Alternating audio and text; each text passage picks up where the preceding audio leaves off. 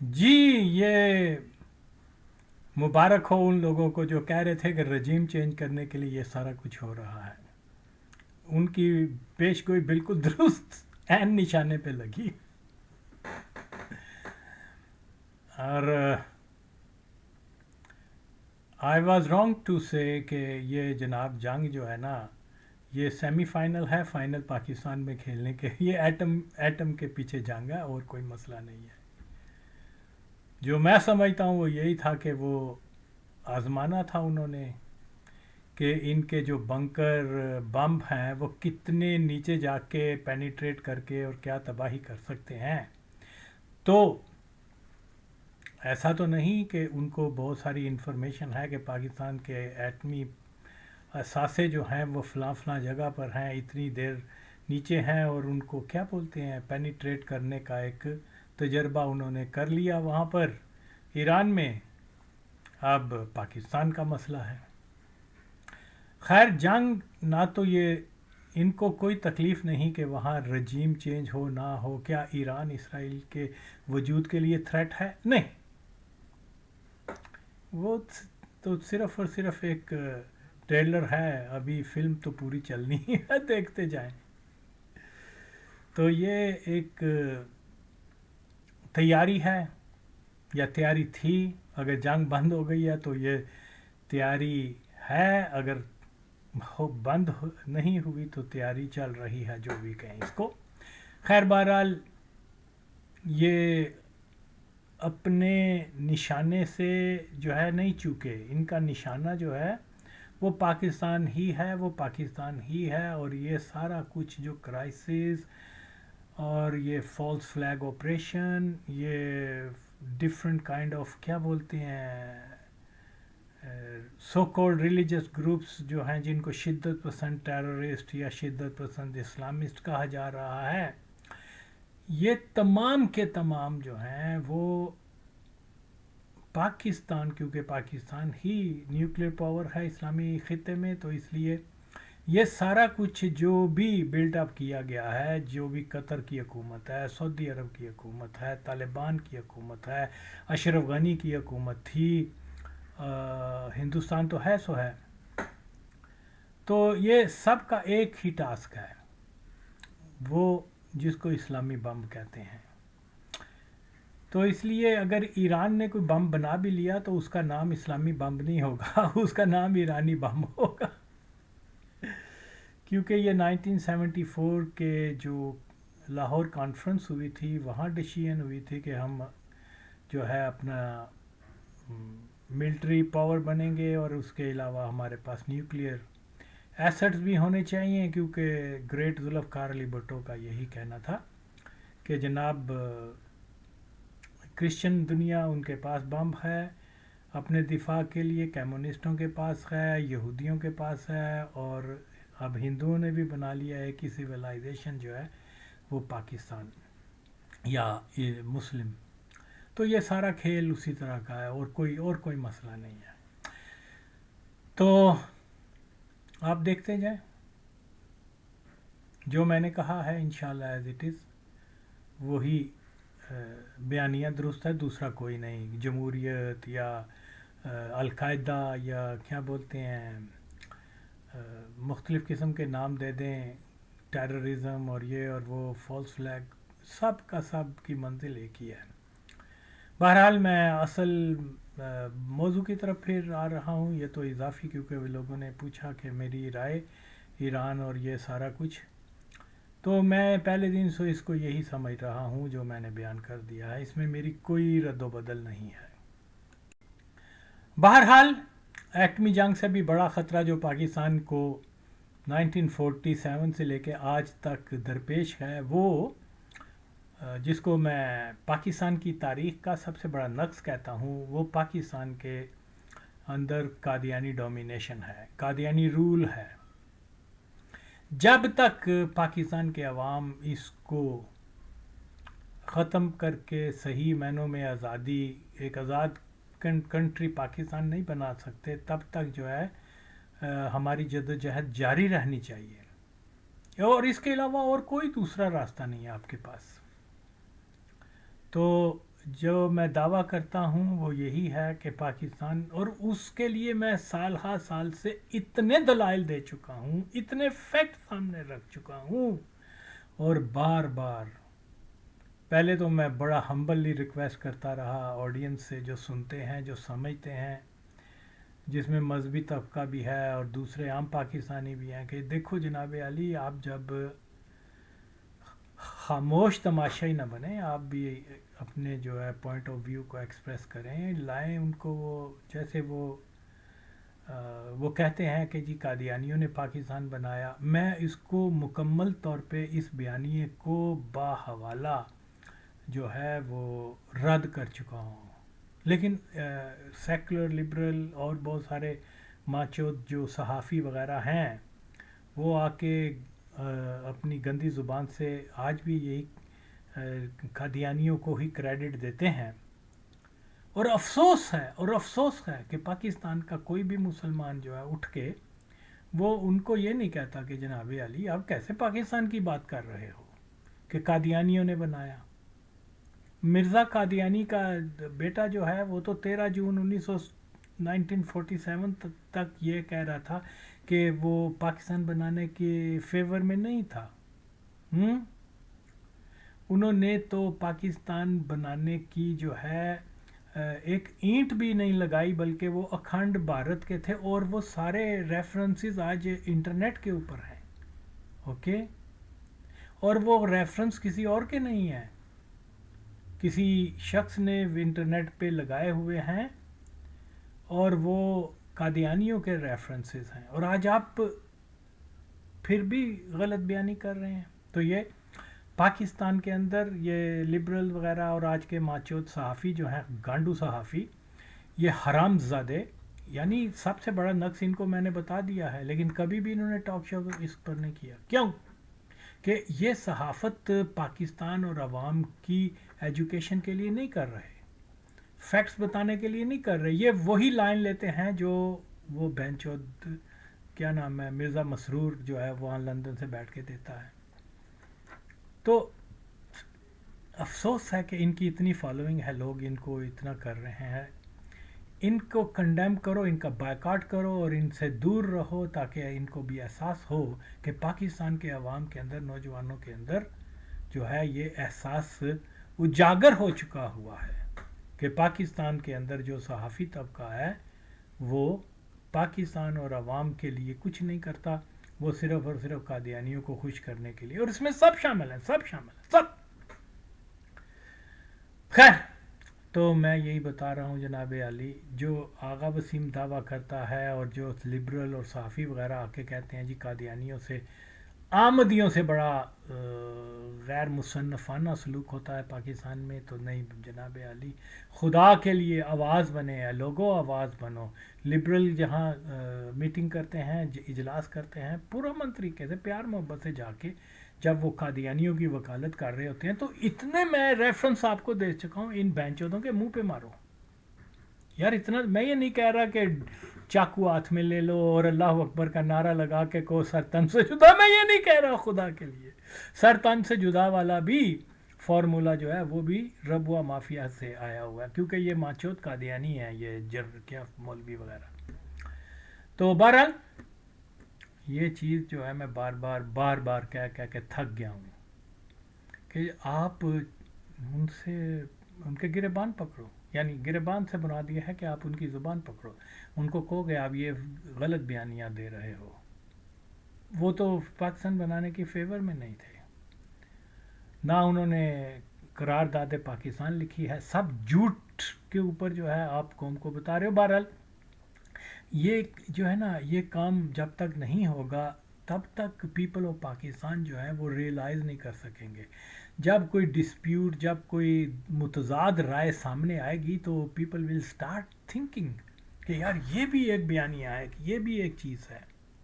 تو اس سے کیا ہوگا کہ لوگوں کے اندر زیادہ سے زیادہ اویئرنیس آئے گی کہ پاکستان حقیقت میں انگریزوں کے بعد قادیانی تسلط غلامی میں آیا ہوا ہے. خیر، اب میں یہ جو دعویٰ کرتا رہتا ہوں کہ جناب علی قادیانیوں نے ایکسپلائٹ کیا ہے پاکستان کے ہر چیز کو، اور from the very first day state کے اندر اسٹیٹ جو تھی وہ قادیانیوں نے بنائی جو آج تک جاری ہے. اور محمد علی جناح جو ہے برائے نام سربراہ تھا, اور سارے اصل فیصلے جو ہیں کہ کشمیر میں جنگ کرنی ہے, ایک بلڈنگ پر قبضہ کرنا ہے یا فلانے کو تھانے دار لگانا ہے, اس کا فیصلہ جو ہے وہ مرزا قادیانی قذاب کا بیٹا کرتا تھا.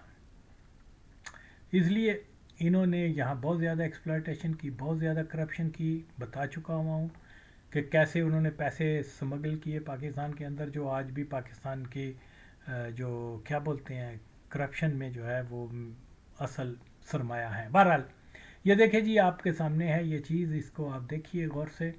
یہ ہے جی 28 نومبر 1947 کا الفضل. اس میں مرزا جو ہے, جیسے میں بتاتا ہوں, یہ قبضہ گروپ بھی تھے اور یہ پورا مافیا طریقہ کار پہ انہوں نے وہ اس نے لکھا ہوا ہے کہ جی جناب مرزا کیا نام ہے اس کا, مرزا محمود نے جو ہے نا طالبہ کو حکم دیا کہ وہ چنیوٹ ضلع جنگ میں اپنا سکول جاری کریں. حکم دیا, وہ اپنے ماں دے وہ چلے کہ ایسی ہے سکول. یہ سکول جو ہے چنانچہ اس سکول حاضہ نومبر سے جو ہے چنیوٹ میں آ چکا ہے, اور ایک مقامی ہندو سکول کی عمارت میں ہمارا سکول کھل چکا ہے. یعنی یہ سکول کی بیک گراؤنڈ یہ ہے, میں نے تھوڑا سا اور بھی وہ ان کے دیکھا ہے کہ یہ بہت وسیع رقبہ تھا وہاں پر, وہاں باغات وغیرہ بھی تھے, اور بہت مطلب اہم ایک ہندوؤں کا کوئی سکول ہوگا اس زمانے میں. تو جب یہ آئے ہیں 47 میں, تو اس نے حکم دیا کہ وہ جا کے سکول پر قبضہ کر لو. سکول پر قبضہ علاوہ ازیں وہاں ایک پتہ نہیں کتنے مرلے مربع نو کیا ہوتے ہیں, بہت بڑا ایک جنگل باغ بھی تھا, جس کی آمدنی بھی بہت, باغ میں جو بھی بوٹے لگتے ہوں گے. تو یہ جناب انہوں نے وداؤٹ کسی بھی حکومت کے جو ہے اس کے بغیر, مرزا حکم دے رہا ہے کہ جا کے وہاں قبضہ کرو, اور وہ ہندوؤں کا اسکول کو انہوں نے جو ہے وہ خود قبضہ کر لیا. یہ کوئی الزام نہیں ہے, یہ وہی چیز ہے جو قادیانیوں نے اپنے مجلے میں, اپنے اخبار میں لکھی ہے. اب مجھے یہ بتائیں کہ یہ ریاست کے اندر ریاست ہے کہ نہیں, یہ قبضہ گروپ ہے کہ نہیں. تم ماچو تو ان کو کہہ رہے ہو کہ یہ بہت لا اوائڈنگ ہے, یہ جناب پاکستان کے اصل وفادار ہیں. شیم آن یو. تو لوگوں ان سے پوچھو, خدا کے لیے پوچھو. 13 جون 1947 کو جو جماعت کہہ رہی ہے کہ ہم تقسیم ہند کے مخالف ہیں, یعنی پاکستان بنانے کے مخالف ہیں, پاکستان بن گیا ہے تو وہ اس کے سیاہ سفید کے مالک یہ بن گئے. یہاں جو ہے لاہور کے اندر ایک بہت بڑی بلڈنگ تھی جس کے اوپر قادیانیوں کی نظریں تھیں.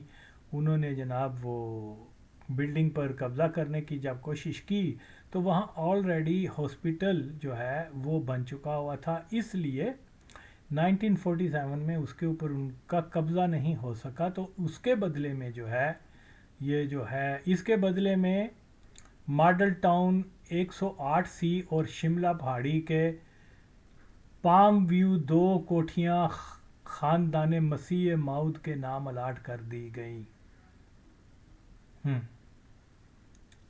اب آپ دیکھ لیجئے کہ وہ یہ ظاہر ہے کہ یہ سب سے مہنگا علاقہ ماڈل ٹاؤن وغیرہ, یہ سارے کے سارے یہ سب مرزائیوں کو دیے گئے ہیں. وہ سندر داس کالونی اور مال روڈ, انارکلی, جو بھی ویلیویبل پراپرٹیز تھیں سب مرزائیوں کے. اور دلیو اور حرام زادے مولویوں, اٹھو حرامیوں, کتےو, بہن چودو, یہ چیزیں بھی بیان کرو. جنہوں نے جانیں دیں پاکستان کے لیے وہ بیچارے جو ہے بھوکے مرے, آج ان کی نسلیں دربدر ہو رہی ہیں. کوئی کشتی میں بیٹھ کے ڈوب رہا ہے کہ بھی پاکستان سے نکل کے اچھے مستقبل کے لیے, کوئی جناب اپنا گردہ بیچ کے تو سروائیو کر رہا ہے, جن کی اولاد, جن کے بزرگوں نے پاکستان بنایا تھا. اوے کنجرو, او حرام زادے مولویو, او کتی دے بترو, ان چیزوں کے اوپر بھی بات کرو. تو اسی طرح سے آپ دیکھیں کہ جی لاہور میں قادیان کے مہاجرین کی رہائش، یہ لکھا مرزا محمود کے خاندان رہائش رتن باغ میں تھی، اور باقیوں کو بھی انہوں نے 3 بلڈنگیں الاٹ کر دیں، Jodha mill building, Jaswant building, cement building. ان بلڈنگز کے علاوہ رہائش کے سلسلہ دفاتر چنانچہ 21 اگست 1947 کو الفضل میں، مطلب ہر چیز کے اوپر ان کا قبضہ، ہر چیز کے اوپر. تو اس کے اوپر بات کر رہے ہیں، ان ایشوز کے اوپر. اور آج بھی یہ انہوں نے ناجائز قبضے کیے ہوئے ہیں. آج ان کی چوتھی تیسری نسل اس کے مالک ہیں، اربوں خربوں کی پراپرٹیز ہیں. اوے ماں چودو او حرام زادو، رٹ کرو ان کے خلاف، تمہارے پاس ثبوت ہیں، ثبوت ہیں. کیا ہوگا سے زیادہ کیا ہوگا، اور کیا ہوگا، خارج کر دی جائے گی نا، لیکن لوگوں کو تو اویئرنیس ہوگی. اوے ماں چودو کنجرو، اتنے کھلے میں تم لوگوں کے سامنے چیزیں رکھ رہا ہوں. للہ لیتی ہیں کہ پاکستان کے اندر ایک وہ کیا بولتے ہیں یادگار بناؤ شہداء کی، للہ لیتی ہیں، لیکن ایسی بے حس ماں چود ہیں یہ. خیر، تو یہ بھی آپ کے سامنے آ گئی بات. دیکھیے جناب علی، پاکستان کی واحد اینٹی قادیانی حکومت وہ شہید ذوالفقار علی بھٹو کی، اور وہ شدید نفرت کرتا تھا قادیانیوں سے. جو بھی ایکچولی اکتوبر 1973 میں ہی بھٹو صاحب نے جو آئین بنایا تھا اس میں مرزائی نان مسلم ڈکلیئر ہو چکے ہوئے تھے، اگرچہ اس کا مسودہ جو ہے یہ 72 میں بنا تھا، تو اس کو اپلائی 73 میں کیا گیا، یعنی سن 1972 میں جو ہے وہ ان کو قانونی طور پہ نان مسلم ڈکلیئر کر دیا گیا تھا. تو بہرطور اس کے بعد جو میں اکثر بتایا کرتا ہوں کہ یہ جو قومی ملکیت کا پروگرام جو تھا وہ بنیادی طور پہ جن کی گرپ تھی پاکستان کے قومی وسائل کے اوپر، وہ مرزائی تھے، اور آج بھی وہی ہیں. تو اگر فیکٹریاں چھینی گئیں، خدا کی قسم ہے، پلیز میری آپ سے میں ریکویسٹ ہوں، فائنڈ آؤٹ کرو کہ آغا وسیم کا یہ دعویٰ غلط ہے یا درست ہے. فائنڈ آؤٹ کرو. بڑی بڑی فیکٹریاں، بینکس وغیرہ، سب کے سب مالک مرزائی تھے. کچھ آغا خانی بھی تھے، لیکن بہرحال موسٹلی مرزائی تھے. آغا خانیوں کا تو زیادہ انٹرسٹ یہی تھا کہ چلو ہم مالی وسائل پر قبضہ کر کے، تو مطلب فنانشلی زیادہ، لیکن یہ جو ہے قادیانی، یہ سارے وسائل پر قبضہ کر کے اپنے سیاسی اور اپنے مذہبی مقاصد جو ہیں وہ فلفل کرتے ہیں. خیر بہرحال، تو جناب علی حالت دیکھیے کہ صرف 5-6 سال کے لیے ایک اینٹی قادیانی حکومت آئی، لیکن اس میں بھی قادیانیوں کا اتنا ہولڈ تھا کہ جب ذوالفقار علی بھٹو شہید نے کہا کہ آپ قومی اسمبلی میں آئیں، یہاں ڈیبیٹ ہوئے گی، اور آپ اپنے آپ کو یہ جو ڈیمانڈ کرتے ہیں مسلمان پاکستان کے کہ آپ نان مسلم ہیں، آئیں پہلے. تو ایکچولی یہ تو بڑے جوش سے گئے تھے وہاں. بھئی بول دیتے اس وقت، بول دیتے کہ بھئی یہ کسی قومی اسمبلی کا تو مسئلہ نہیں ہے کسی کے ایمان کا فیصلہ کرنا، نہ جاتے وہاں. پانگ بڑوسا چکے ہوتے، بڑے شوق نال گئے نے. آج یہ کہہ رہے ہیں کہ جی وہ ضیاء الحق نے بھی یہی کہا تھا کہ کسی ادارے اور کسی شخص کو کوئی حق نہیں پہنچتا کہ کسی کے ایمان کا فیصلہ کرے، یہ معاملہ بندے اور اللہ کے درمیان ہے. لبرل بھی یہی کہہ رہے ہیں. اور یہ ضیاء الحق نے کون سی بات کو ریپیٹ کیا تھا؟ مرزا ناصر جب اس فیصلے کے بعد جو پہلا، جب وہ واپس وہاں ربوہ گیا ہے، تو پہلے جمعے کے خطبے میں اس نے یہ بات کہی تھی. پھر ضیاء نے 5 جولائی 1977 کو، اور اس کے بعد جتنے بھی یہ گانڈو قسم کے لبرلز وغیرہ ہیں آج بھی یہی باتیں کرتے ہیں. خیر بہرحال اس کا تھوڑا سا ہسٹوریکل جو ہے وہ بتایا.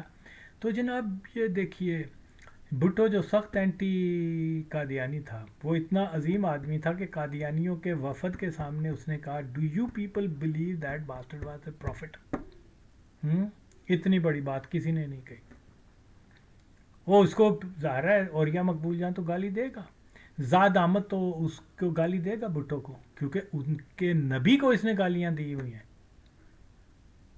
تو بہرحال یہی باتیں ہیں. چلیں، تو یہ آپ تصویر جو دیکھ رہے ہیں، یہ میں بتا رہا ہوں کہ ان کا اتنا ہولڈ تھا کہ ایک واحد پاکستان میں اینٹی قادیانی گورنمنٹ جو تھی وہ بھٹو کی تھی. ایون اس دور میں جب یہ قومی اسمبلی میں بحث کے لیے جاتا تھا مرزا ناصر اپنی پوری ٹیم کے ساتھ، تو پاکستان ملٹری کے بڑے بڑے جنرل آفیسر جو ہیں اس کو ریسیو کرتے تھے قومی اسمبلی کے باہر. اوکے، اور اس کو پورا پروٹوکول دیا جاتا تھا. اور بھٹو نے اعتراض کیا، بھٹو نے یحییٰ خان، نوٹ یحییٰ خان، کیا وہ bastard who was also Qadiani son of bitch, کیا بولتے ہیں اس کو، جنرل ٹکا خان، وہ اس وقت چیف آف آرمی اسٹاف تھا. اس نے کہا یار انہوں روکیے، کیا کرتے ہیں فوجی جا کے وہ پورا اس کو پروٹوکول دے رہے ہیں، اور یہ وہ تو مطلب قانون اس چیز کی اجازت نہیں دیتا. کل یہاں مولوی بھی آتے ہیں تو پھر یہاں دوسرے مولوی بھی اکٹھے ہو کے نعرے لگانا شروع کر دیں تو یہ ان کو ریسیو کرنا شروع کر دیں، تو یہ تو اچھی بات نہیں ہے. لیکن ظاہر ہے وہ بھی قادیانی تھا، اس نے بھی ادھر سے سنی ادھر سے نکال دی. تو یہ ساری چیزیں میں بارخواہ بتا رہا ہوں. یہ ہاتھ جوڑتا ہوں بہن چودو، کچھ عقل کرو بہن چودو. یہ میرے نکات کے اوپر اس کو آگے لے کے آؤ، اس کے اوپر سوال کرو، اس کے اوپر ڈیبیٹ کرو، اس کے اوپر جو ہے لوگوں کو سینہ بسینہ انفارمیشن دو. اتنے بے حس ہو تم بہن چود کہ تم لوگ فیکٹس جاننے کے باوجود نعرے تو کہتے ہو سر تن سے جدا اور جان دے دیں گے، اور عملی طور پہ کچھ نہیں کرتے. لوگوں کو ہی بتانا شروع کر دو. پاکستان میں وال چاکنگ کر دو، مرزئی ہٹاؤ تحریک، یہ بھی نہیں تم کر سکتے. یار اب میں کیا کروں. مرزئی ہٹاؤ تحریک کا مطلب کیا ہے کہ مرزئیوں کے ہولڈ، یا تو کوئی آئے ماں چود آگے مجھے بتائے کہ آغا وسیم مرزئیوں کا یہاں کوئی ہولڈ نہیں، تو پھر مانوں میں. تو حرکت میں برکت ہے.